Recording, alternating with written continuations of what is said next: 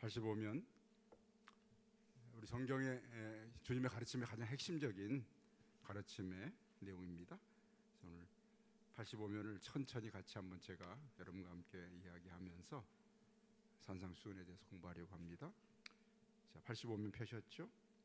12제자를 택하신 이후에 예수님은 산상수훈으로 알려진 산 위에서 주신 보배로운 가르침, 이런 의미로 설교를 시작하십니다. 예수님께서 일부러 산에 올라가셨다고 생각하는 분들도 있어요. 왜냐하면 모세가 시내산에서 율법을 받은 것처럼 예수님께서 이제 신약의 시내산, 즉 모세의 율법을 완성하시는 하나님의 구원의 복음을 전하시는 의미에서 산 위에 가셔서 말씀하신 가르침입니다.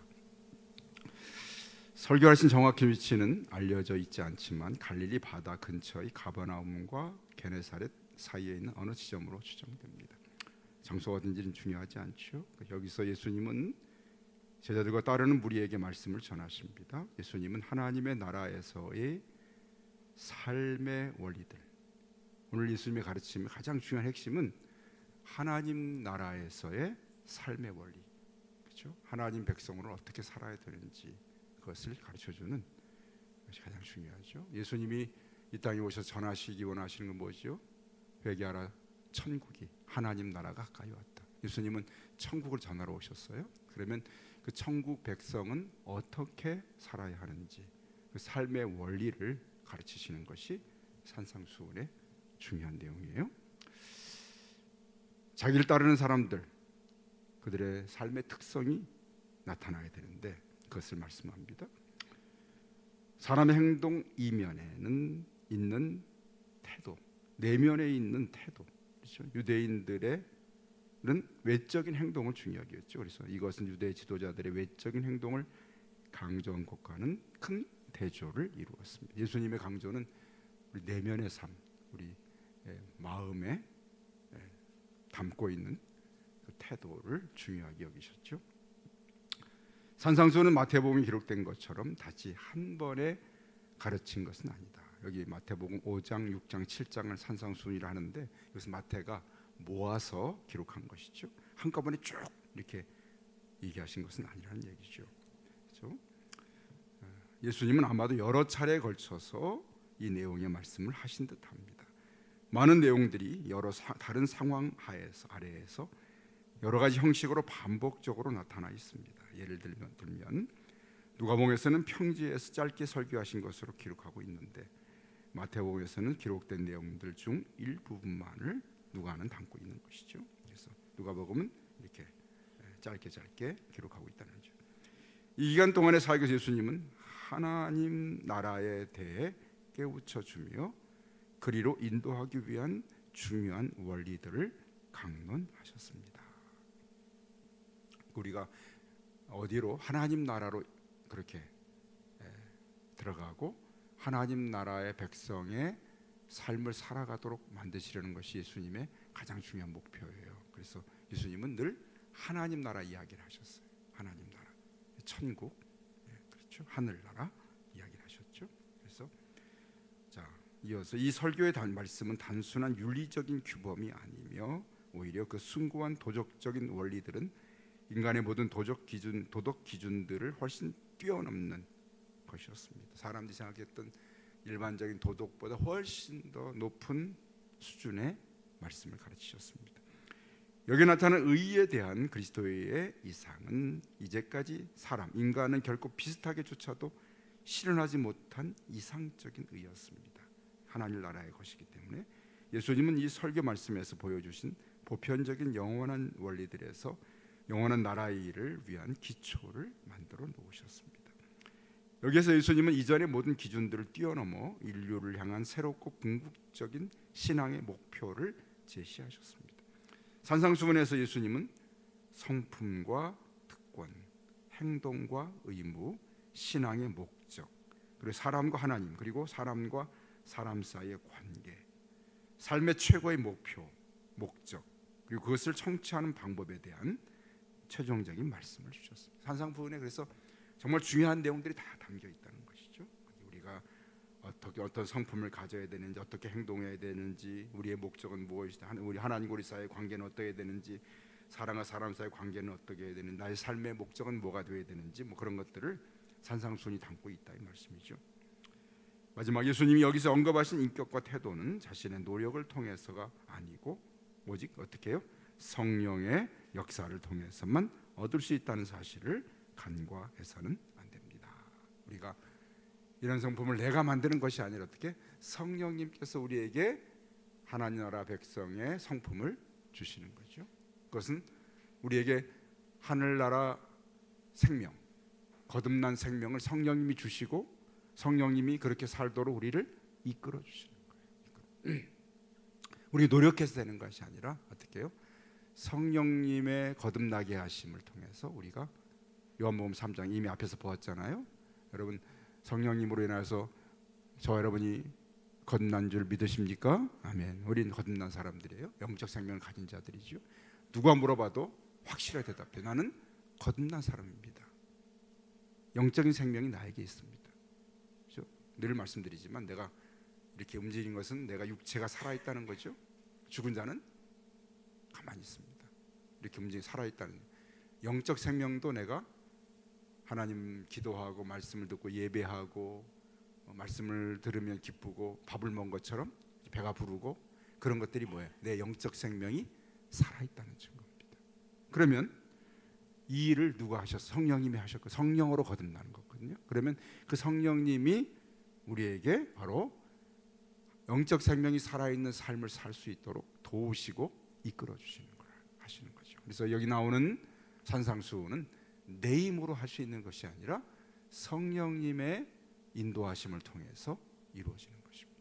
그래서 먼저 전제하고, 자 오늘은 가장 중요한 산상수훈 중에서도 가장 기초가 되고 가장 출발이 되는 8가지 팔복에 대해서 우리가 마태복음 5장 산상수훈을 시작할 때 주님께서 8가지 심령이 가난한 자는 복이 있나니 이런 형식을 통해서 8가지 말씀하신 산상수훈의 핵심인 팔복을 우리가 함께 살펴보려고 합니다. 자, 86면이요. 팔복이란 복에 대한 특별한 선언, 이것이 복이다. 그러니까 사실은 이런 뜻이에요. 심령이 가난한 자는 복이 있나니 천국이 그들의 것이며 이렇게 했지만 실제로는 복이 또다 심령이 가난한 자요 천국이 그들의 것이미로다 이렇게 됐어요. 원래 복이 있도다 심령이 가난한 자요라고 그렇게 시작을 하고 있습니다.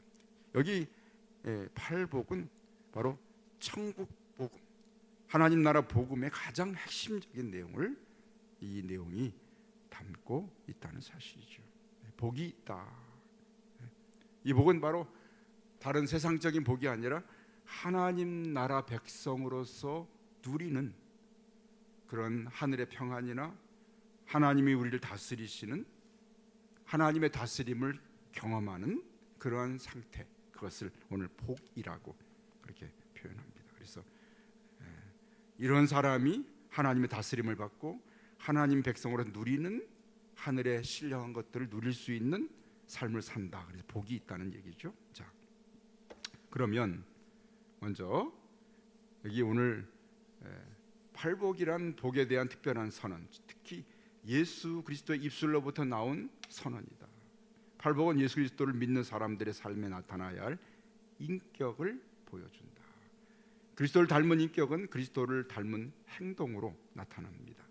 복이 있다는 말이 사람에게 사용될 때는 사랑받다 또는 행복하다. 그러니까 이렇게 사는 자는 행복하다 그런 뜻이죠. 복이 있는 자, 심령이 가난한 자는 행복합니다 이런 뜻이죠. 자, 그러면 팔복의 의미를 좀 더 분명하게 파악하기 위해서 다음의 표를 완성하십시오라고 되어 있죠. 자, 8가지 복을 3가지 형식으로 살피는 첫째는 예수님께서 이런 자는 복이 있다.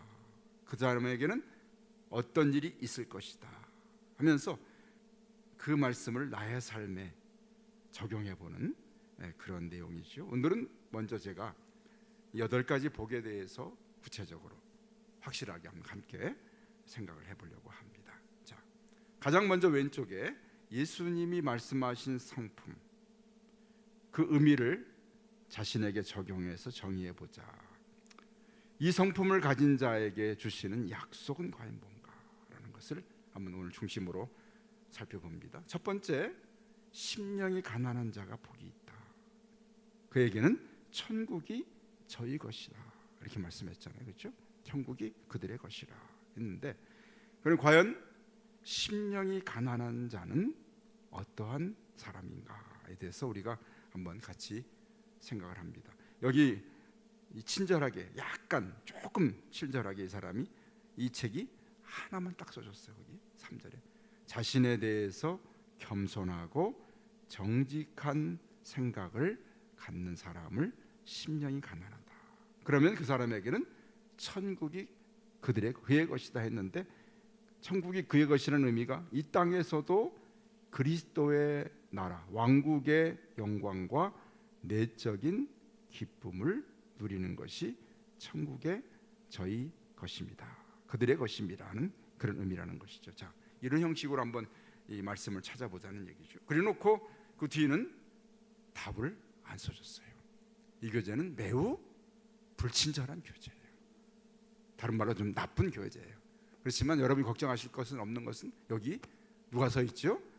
가장 친절한 목사가 서 있기 때문에 어려운 것도 쉽게, 긴 것도 짧게 제가 분명하게 말씀을 가르쳐 드릴 겁니다. 그러나 이 8가지 복은 너무나 중요하고 우리 속에 꼭 있어야 할, 우리가 천국 백성이기 때문에 천국 백성의 자격이에요. 이 8가지 성품이 우리 안에 꼭 필요해요. 내가 성령으로 거듭난 사람이라면, 예수님이 나에게 주인 되시고 나에게 새 생명을 주셨다면, 내게는 이런 8가지 성품이 반드시 내 심령에 있어야 하고, 그 심령의 8가지 성품이 나의 삶을 움직여야 되는 거예요. 중요한 거예요. 그래서 여러분, 오늘 어쩜 마태복음, 복음서의 가장 핵심적인 가르침이 바로 이 8가지 복이에요. 그래서 여러분 잘 배우셔야 되겠습니다. 첫째, 예수님이 심령이 가난한 자는 복이 있나니 천국이 그들의 것이며. 여러분 잘 모르시면 마태복음 5장 펴놓고 이렇게 한쪽으로 이렇게 보시면서 공부를 해야 되겠습니다. 자, 과연 심령이 가난한 것은 무엇일까? 여기 간단하게 이분들이 써준 것은 자신에 대해서 겸손하고 정직한 생각을 갖는 것이 심령이 가난하다 이렇게 썼는데요. 조금 더 제가 구체적으로 설명을 드리면, 화면에 제가 조금 더 친절하게 가지고 왔어요. 화면에는 이거 아니고 제 끝이요. 제일 앞으로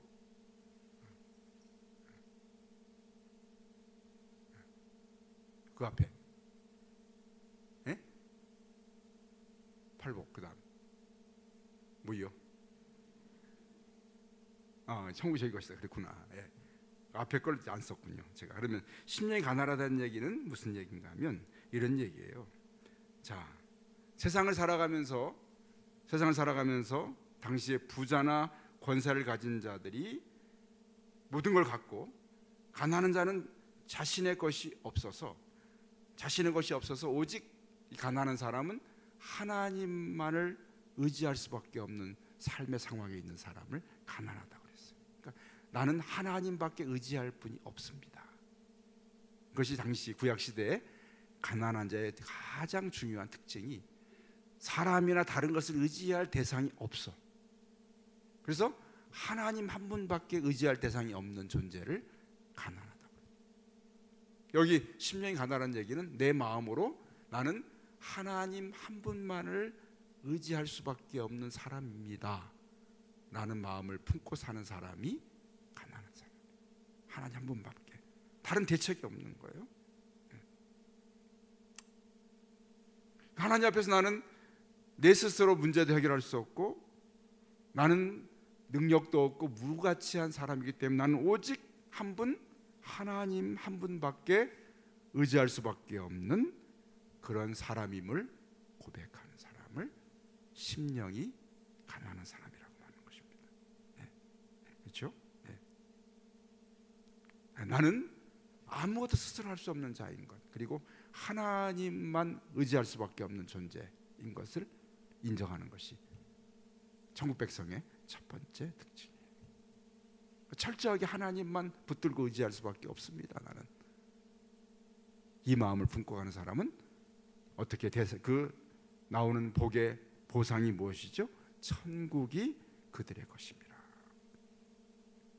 그렇게 생각하고 하나님만 의지하는 사람에게는 하나님이 그 사람의 주인이나 왕이 되셔서 그 사람을 천국 시민의 삶을 살 수 있도록 그렇게 복을 주시는 것이 바로 하나님 한 분만을 의지하는 사람의 삶의 특권이에요. 이것이 출발. 그러니까 우리 그리스도인의 삶의, 천국 백성의 삶의 출발은 첫 번째가 뭐예요? 하나님 한 분만을 전적으로 의지하는 마음을 갖는 것입니다. 천국 백성의 가장 중요한 시작이에요. 너무나 중요한 얘기예요. 우리 신앙은 그 출발이 뭐죠? 나는 전적으로 하나님만 의지합니다. 나는 아무것도 아닌 존재입니다라고 인정하고 시작하는 것이 신앙입니다. 그 천국 백성의 첫 번째 특징, 심령이 가난한 자예요. 그 사람에게는 천국 백성이 누릴 수 있는 것들을 하나님께서 그에게 충만하게 주신다는 이야기입니다. 그것이 천국 백성의 첫 번째 특징. 그러니까 하나님 앞에서 나 자신을 완전히 항복하고 시작하는, 하나님 앞에서 항복. 나는 아무것도 할 줄 모릅니다. 하나님, 나는 아무것도 할 수 없습니다. 나는 의지할 자가 아무것도 없고 의지할 것도 없습니다. 그래서 예수님은 수시로 부유한 부자들을, 성경에서 그들을 예수님께서 걱정하셨던 이유는 뭐죠? 그들에게는 하나님 외에 의지할 존재가 있었기 때문에 예수님은 그들을 볼 때마다 걱정을 하신 거예요. 야, 너희가 그거 네 가진 것 의지하다 하다가 정말 중요한 하나님만 의지하는 일에 네가 온전히 그렇게 나아올 수 없기 때문에 그들을 보면 주님이 안타까우시는 거예요. 하나님 외에 의지할 것을 가지고 있는 존재에 대해서 하나님이 걱정하신 거예요. 그것이 천국 백성의 첫 번째 특징이에요. 그렇죠? 자, 예수님은 그래서 오늘 천국 백성의 첫 번째도 그 보상이 천국을 그들에게 주실 것이고, 마지막 복도 천국을 주시는 것으로 그렇게 끝을 냅니다. 그래서 이 천국으로 시작해 천국으로 끝나는, 그렇죠? 여덟 번째 그러한 복이 뭐냐면은, 여덟 번째, 너희가 의를 위하여 10절이죠. 박해를 받는 자는 복이 있나니 천국이 그들의 것입니다. 심령이 가난한 자는 복이 있나니 천국이 그들의 것이니까, 천국을 주면서 시작해 천국을 주시는 것으로 끝마치 하는 것은 바로 우리의 그 최고의 복은 이미 이 땅에서 천국의 복을 누리도록 하나님께서, 예수님께서 우리에게 이미 허락해 주셨다는 사실입니다. 그러니까 우리의 천국은 이미 죽어서 가는 천국이 아니라 이미 예수 그리스도를 믿음으로 천국의 삶이 시작되었고, 예수님은 우리가 이런 성품을 가지고 살아가면서 이런 천국의 복을 이 땅에서 이미 누리기를 원하시는 겁니다. 이 땅에서. 중요한 얘기예요. 이미 천국의 삶이 이 땅에서 우리에게 시작되는 것이. 천국에서 천국으로 주께서 그 복에 대해서 열고 닫을 때 그것을 말씀해 주신 것이죠. 자, 다음 끝에 말씀드릴게요. 두 번째, 애통하는 자는 복이 있다. 그럼 여기서부터 이제 제가 여러분을 친절하게 써왔어요. 나의 죄에 대해서 슬퍼하며 죄로부터 돌이켜 떠나는 것. 애통하는 것은 내 죄에 대해서 슬퍼하는 것. 내가 죄인인 것을 아주 힘들어하고 슬퍼하는 것. 그것을 애통이라고 말하고 있습니다. 자신에 대해 철저하게 깊이 슬퍼하고, 자신이 바로 하나님과 나 사이를 갈라놓은 것이 죄의 문제인 것을 고백하면서 자신의 죄에 대해서 힘들어하는 그런 삶에 대해서 오늘 애통하는 자라고 그렇게 말합니다. 그렇죠? 우리가 가장 중요한 우리의 신앙의 깊이는 내가 나의 죄에 대해서 얼마나 깊이 생각하고 깊이 내가 죄에 대해서 내가 심각하게 나를 바라보느냐가 중요합니다. 내가 얼마나 죄인인 것을 깊이 깨달을수록 나의 받고 있는 그러한 은혜가 깊이가 다른 것이죠. 애통하는 자, 죄에 대해서 정말 애통하는. 우리가 예수님을 만날 때 가장 중요한 그 만남의 시작은 바로 내가 죄인인 것을 고백하며 시작되는 거예요. 그렇죠? 여러분 중에서 예수님께 죄인인 걸 고백 안 하고 예수님 만난 분 계신가요? 잘못 만난 거죠. 예수님이 아닙니다. 만난 사람이. 죄송하지만 다른 사람을 만난 거예요. 예수님을 만나는 사람은 모두 다 똑같이 나의 죄를 깨닫고 만나. 내가 죄인인 것을 고백하게. 그렇죠? 그래서 우리가 예수님 만나서 그분을 내 구주로 영접하는 가장 중요한 출발은 내가 죄인인 것을 인정하는 것입니다. 그래서 우리가 복음을 전할 때나 또는 어떤 영접을 시킬 때 가장 먼저 말씀에 따라서 고백하게 만드는 것은 나는 하나님, 나는 누구라고요? 죄인입니다. 죄인입니다. 예수님 만난 그런 사람들도 대부분 다 자신이 죄인인 것을 고백합니다. 베드로도 고기 잡다가 밤새 고기 잡다 예수님 말씀 따라서 다시 고기를 잡았을 때 주여 나는 죄인이로소이다. 나를 떠나소서. 바울도 다메섹에서 주님을 만났을 때 사실은 그가 주여 당신은 누구십니까? 나는 네가 핍박하는 예수라. 그는 그 주님 만나서 그가 이 눈이 어두워진 동안에 얼마나 회개했을까. 바로 이것은 죄에 대한 애통함을 말하는 거죠. 자, 그런 죄에 대해서 애통한 사람은 어떤 복이 임하게 된다고요? 저희가 위로를 받을 것이다. 위로를 받을 것이다. 제가 여러분 친절하게 써왔어. 안 쓰려다가 그래도 내가 친절한 목사인데 써야지 그래가지고 제가 써갖고 왔어요. 여기. 그 위로는 어떤 의미가 있냐면 하나님의 백성에게 하나님이 내주하시고 동거해 주시는 하나님의 따뜻한 사랑이 이렇게 회개하는 자에게 하나님이 따뜻하게 품어주시는 하나님 자비로운 손길이 그를 만져주시는 위로가 임하신다는 말씀입니다. 애통하는 자, 하나님 앞에 내가 죄를 회개하고 고백하면 놀랍게도 언제나 내 마음속에 하나님의 위로가 임하게 돼요.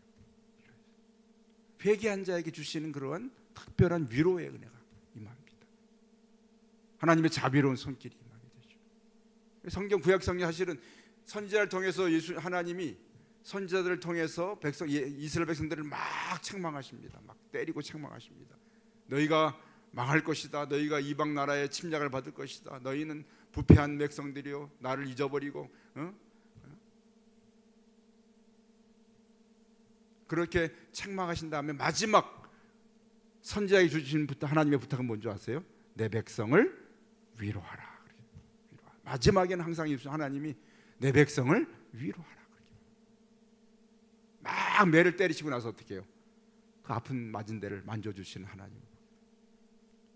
부모의 마음이죠. 하나님은 우리보다 훨씬 더 자비로우신 분이기 때문에 우리를 책망하시 죄를 책망하시 때리시고 난 다음에 반드시 어떻게 해요? 위로하시는 거예요. 위로. 그래서 우리가 회개하고 내가 죄를 가지고 애통하고 막 하나님 나는 죄인입니다 하면서 회개할 때 반드시 하나님의 위로가 임하게 됩니다. 그 위로는 무엇이라고요? 하나님의 임재와 그다음에 내주하심을 통해서 하나님의 자비로운 손길을 느끼게 만들어줘요. 그것이 바로 위로하는 자. 그러니까 이런 위로를 받을 수 있는 자는 어떤 사람입니까? 거꾸로 애통하는 사람입니다. 애통하는. 사람들이 내가 목사님 왜 나에게 하나님이 함께 하심을 왜 안 느껴지죠? 왜 안 느껴질까요?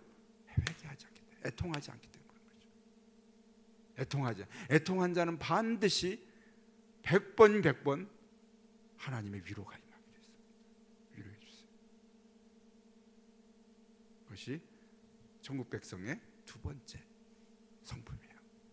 자신의 죄에서 철저하게 죄에 대해서 애통해야 하고 내가 죄인인 것을 고백하고 인정하고 그럴 때 반드시 하나님은 우리를 위로하시고 성령의 내주하심을 경험하게 하죠. 성령님의 따스한 손길을 경험하게 만들어요. 네. 혹여나 회개하고 애통했는데 하나님이 위로 안 해주신 계시면 저한테 찾아오십시오. 제가 대신 말씀드릴게요. 왜 하나님 위로 안 해? 절대 그럴 일이 없기 때문에 저한테 오실 필요가 없어요. 세 번째, 온유한 자는 복이 있나니 어떻게 해요? 그들이 땅을 기업으로 받을 것이며. 온유한 자는 과연 무엇을 의미하는가? 여기 이 사람들이 풀어놓은 교재에서의 온유는 어떤 환경 가운데서도 하나님께 굴복하며 모든 사람들에게 온유하게 대하는 것, 그것이 온유한 자라 그렇게 했죠. 사실은 온유한다는 것은 어떤 폭력이나 잔인함에 대해서 반대하는 그런 의미이기도 하지만 적극적으로 사랑으로 인하여서 고통받고 그 고통을 오래 참음으로 인내하는 온화한 부드러운 마음의 자세가 온유한 거예요. 그러니까 내가 누군가 나에게 힘들게 하더라도 그 사랑 때문에 참아내고 인내한, 내 마음의 부드럽고 온화한 마음을 잃어버리지 않는, 그것이 온유한 거죠. 우리가 예수 믿고 누군가 내가 나에게 힘들게 하고 나를 어렵게 하는데 속으로는 두고 보자, 너무 두고 보자, 네가 이기나 내가 이기나, 네가 망하나 내가 망하나, 그런 마음을 품고 있는 것이 아니라 어떻게 해요? 마음조차도 날 힘들고 어렵게 만드는 사람에 대해서 어떻게 해요? 내가 부드러운 마음을 갖고 사는 사람을 온유한 자라고 말합니다. 온유한 마음. 그렇죠? 그런 사람은 어떻게 해요? 땅을 기업으로 받는다, 이렇게 말씀이죠. 그렇죠?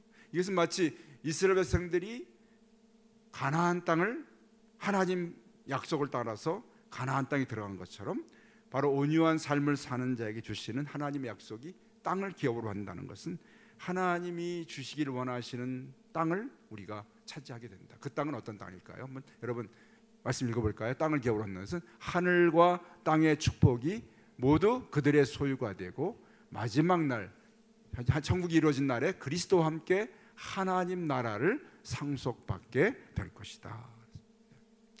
여기 땅을 기업으로 받는다는 얘기는 하늘과 땅의 그런 축복이 나에게 임하여서 그것이 내 것이 된다는 얘기입니다. 온유한 자에게 주시는 축복이요. 그래서 온유한 마음을 품고 살게 되면 하나님이 예비하신 모든 축복이 그 온유함을 통해서 나에게 나의 것이 되는, 그리고 마지막 날 천국에서 하나님 나라를 영원히 상속받는 약속의 말씀이 바로 온유한 자에게 주시는 약속이에요. 네 번째, 의에 줄이고 목마름.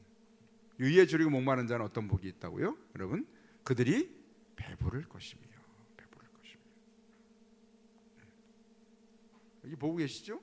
대답을 안 해서 꿀들 잡수셨나래 아주.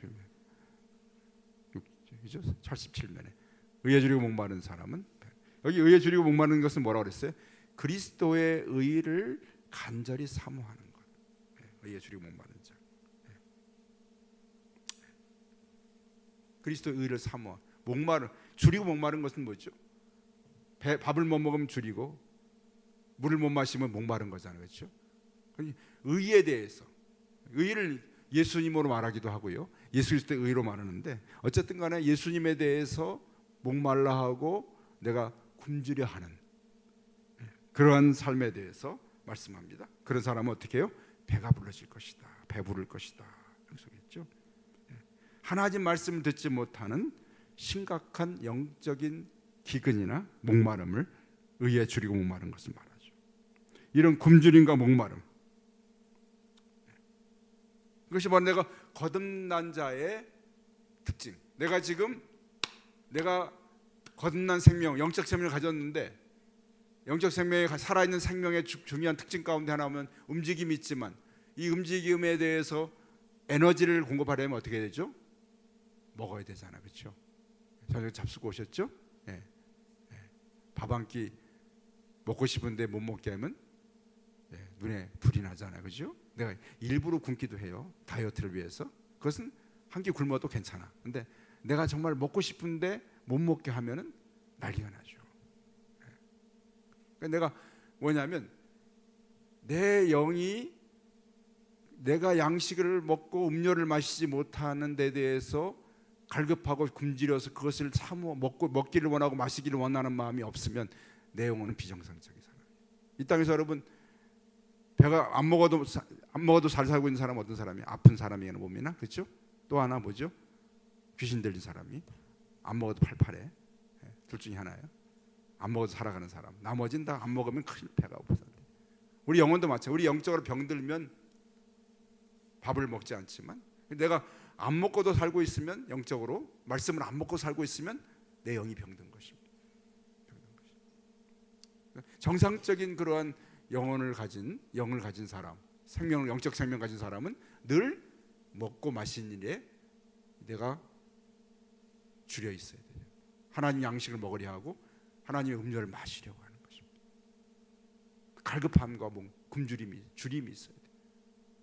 그것이 바로 의에 줄이고 목마른 사람입니다. 거듭난 자의 증거예요. 새 생명을 가진 사람의 영적인 욕구예요. 먹고 싶은 욕구. 하나님 말씀을 먹고 싶고 말씀을 듣고 싶고. 성도들이 주일날 와가지고 말씀을 안 듣고 그냥 갔을 때 아무렇지도 않다. 심각한 것이죠.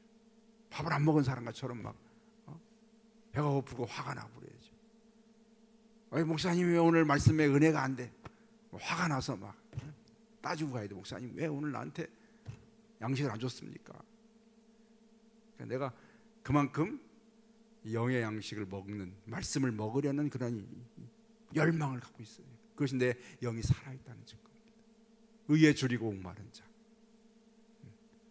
하나님의 의를 따라 살려고 하는 그런 일에 목마르고 줄인 자의 삶의 모습입니다. 그래서 사모한 갈급함이 있어야 돼요.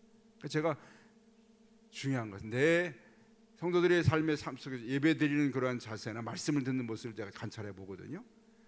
정말 신앙의 사모함이 있고 영이 살아있는 사람은 말씀을 들으려고 아주 몸부림쳐. 말씀을 들으려고.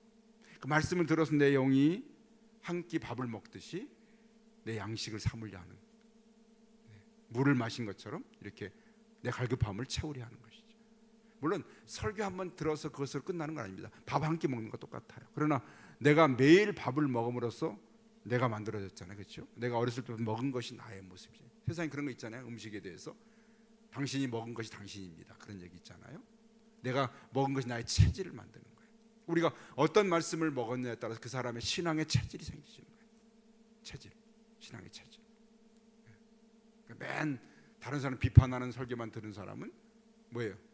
비판하는 체질이 생겨가지고 그냥 저절리고 스위치만 누르면 막 저저저저 막 튀어나와요.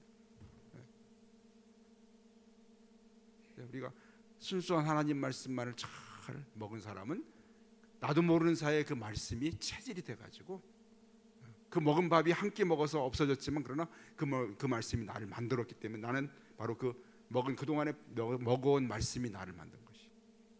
그래서 우리가 한 끼 한 끼 먹는 말씀이 얼마나 중요한지 몰라요. 내가 무슨 말씀을 먹고 살았는지 중요해요. 저는 이제 우리 교회 목회하면서 한 번도 부흥회를 한번 해본 적 없잖아요. 왜 부흥회를 안 하냐면 성도들이 제가 먹이는 밥을 드리는데 부흥회 와서 이상한 음식을 먹고 배탈이 날까 봐 제가 이상한 말 해가지고 그런 사람 많아요. 와서 이상한 거 듣고 이상한 말을 들으면 그게 안 없어져. 그냥 계속 생각이 나고 위험하죠. 여러분 유튜브 같은 데 볼 때도 여러분 주의해서 봐야 합니다. 그 이상한 말 한번 들으면 그것이 나에게 나쁜 음식이 되고 독이 돼가지고 내 몸을 상하게 만들 수 있어요. 그러니까 오늘 의에 줄이고 목마른 삶이 얼마나 중요한 일인지 몰라요. 예수 그리스도에게 줄이고 목마른 자, 그분의 말씀에 줄이고 목마른 삶. 그렇죠? 이런 사람은 어떻게 배부른다 그래요? 배부른다는 얘기는 어떤 뜻인가요?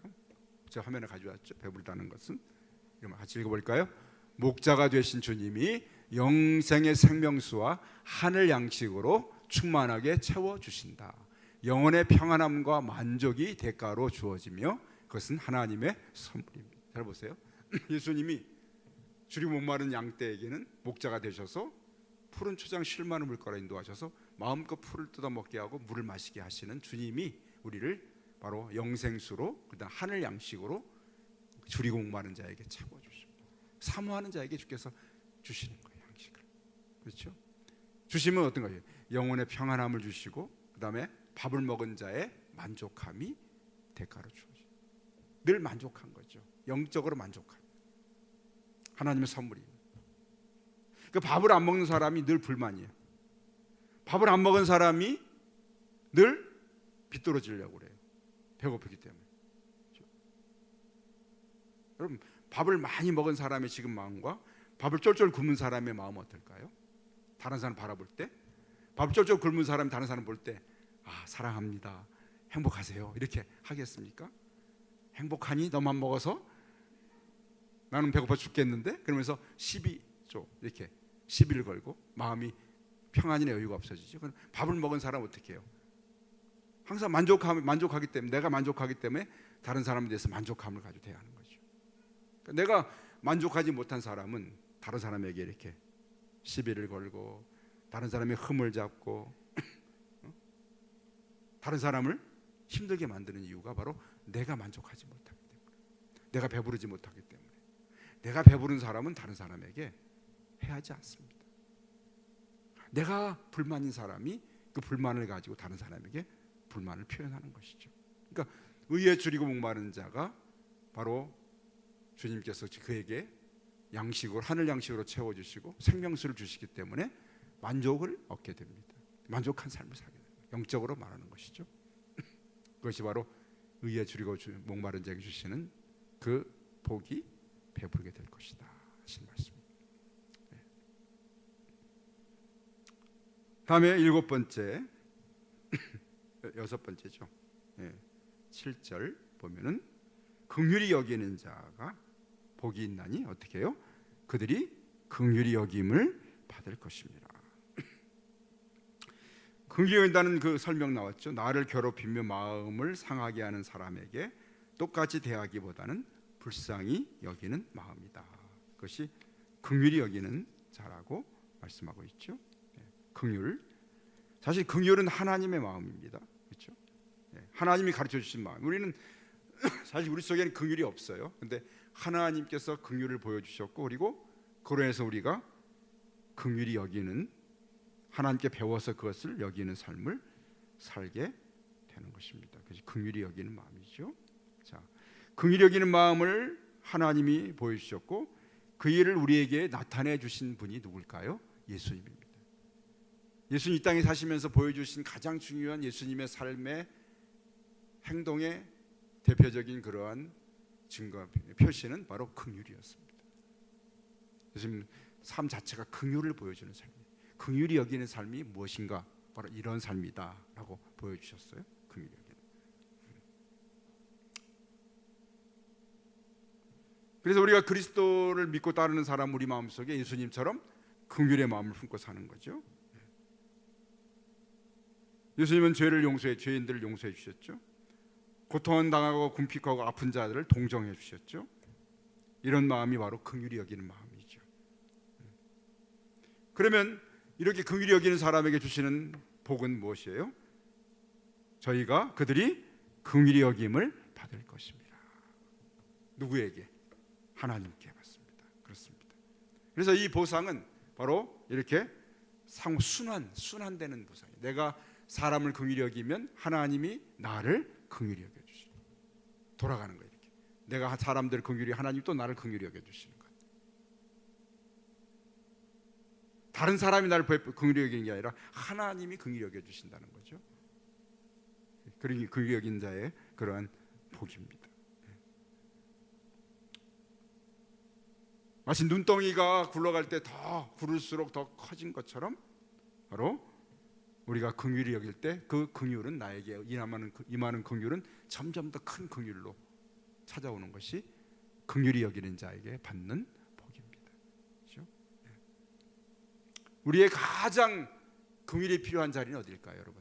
우리 인생에서 가장 긍휼이 필요한 자리, 마지막 하나님의 심판대 앞에 섰을 때 우리에게 필요한 가장 중요한 한 가지가 바로 하나님이 나를 긍휼히 여기는 거예요. 그 긍휼이 언제 필요해요? 하나님 앞에 섰을 때. 근데 그 긍휼이 언제 나타나요? 내가 이 땅을 살아가는 다른 사람을 긍휼히 여길 때 그 긍휼이 하나님께로부터 나에게 임하고 마지막 순간에 정말 필요한 자리가 바로 심판대 앞에 섰을 때 하나님의 긍휼이 필요한 거죠.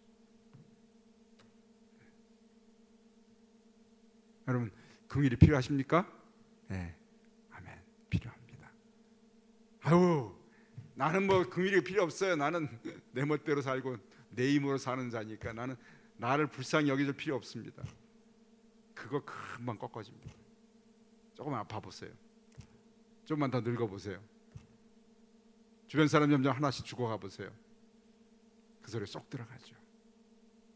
정말 나에게 필요한 것이 하나님의 긍휼이구나. 그렇죠? 자, 7번째, 마음이 청결한 자. 마음이 청결이라는 무슨 뜻이에요? 읽어보니까 같이 다 읽어볼까요? 8절, 마음이 청결한 자는 모든 죄로부터 마음을 지키며 하나님의 영광을 구하는 것이 마음이 청결한 자다.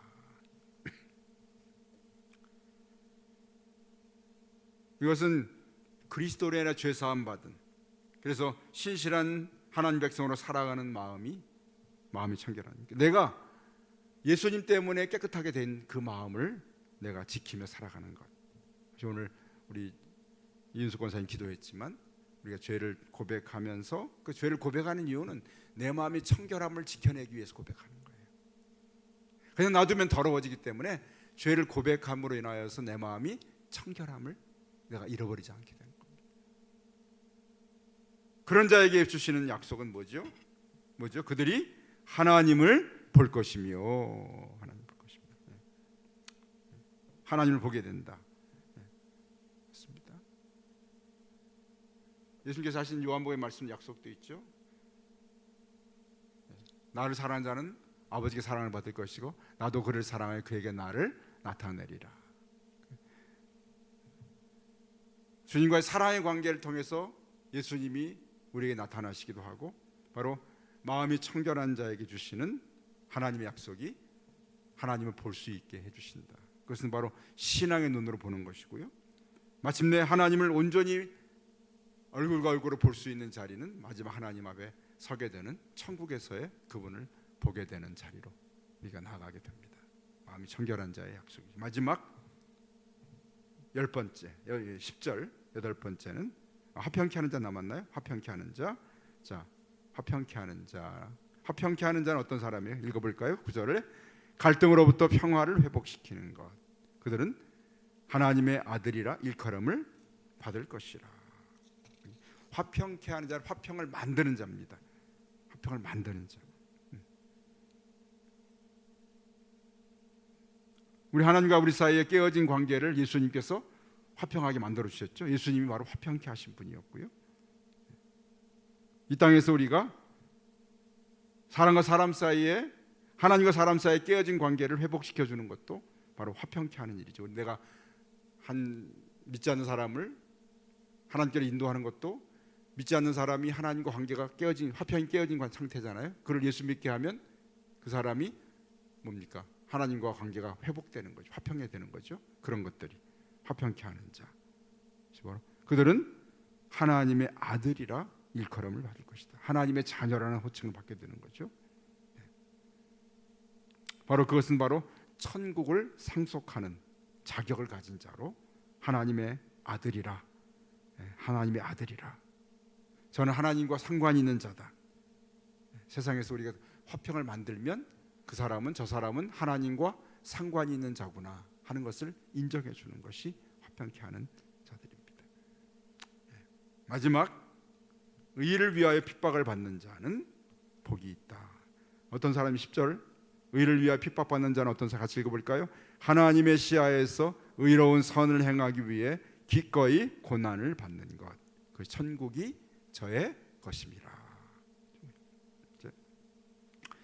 의를 위해 핍박받는 사람은 어떤 사람입니까? 하나님의 말씀을 지키면서 고통당하는 사람이나, 또는 우상이나 또는 세상에 다른 것이 절하지 않기 위해서 그것을 거부함으로 당하는 고통, 그렇죠? 복음을 전하다 당하는 그러한 고초. 예수님 이름 때문에 우리가 사회적으로 또는 세상 경제적으로 어려움을 당하는 사람들, 이런 것들이 의를 위하여 핍박을 받는 사람들이죠. 이런 자들에게 주시는 약속이 또 뭐죠? 천국이 그들의 것이라. 천국이 그들의 것이다. 그래서 오늘 이 8가지 복은 심령이 가난한 자로 시작한 복은 천국이 그들의 것임으로 시작해서 의를 위하여 핍박을 받는 자의 복이 천국이 그들의 것이라. 그래서 결국 8가지 이 복은 천국 백성이 받는 복이고, 그리고 천국 백성이 가지고 살아야 할 그러한 영적인 성품인 것을 보여주고 있다는 사실입니다. 그렇죠? 이것들은 어쩌면 따로 된 8가지지만 하나이면서 또 8가지고 8가지면서 하나가 되는, 내가 어떤 성품은 있고 어떤 성품은 없을 수 있는 것이 아니라 거듭난 자가 되어서 예수님을 따른다면 이런 8가지 성품이 나의 삶에 내가 갖고 있는 영적인 성품이 되고, 그러한 삶의 열매들로 살아갈 때 우리가 이 땅에서 천국을 누리며 살 수 있다는 사실입니다. 그래서 우리가 천국 백성이 되어 산다는 얘기는 이런 얘기죠. 천국이 우리의 것이 되어 살아가는 것이죠. 그 다음에 하나님의 위로를 경험합니다. 하늘과 땅의 것들을 내가 기업으로 받습니다. 그리고 내가 하나님 앞에서 배부름을 얻습니다. 그리고 하나님의 긍휼함을 받게 되고, 하나님을 보며 살게 되고, 하나님의 자녀라는 이름을 일컬음 받는 삶을 살게 되는 거예요. 천국 백성의 삶의 모습이 8가지 복, 너무나 중요한 천국 백성의 삶의 모습인데, 오늘 이 8가지 천국 백성의 특징이 오늘 저 여러분의 삶의 성품이 되고, 이러한 약속들이 날마다 우리 삶 속에서 누려지는 삶을 살 수 있기를 주님의 이름으로 축원합니다. 아멘.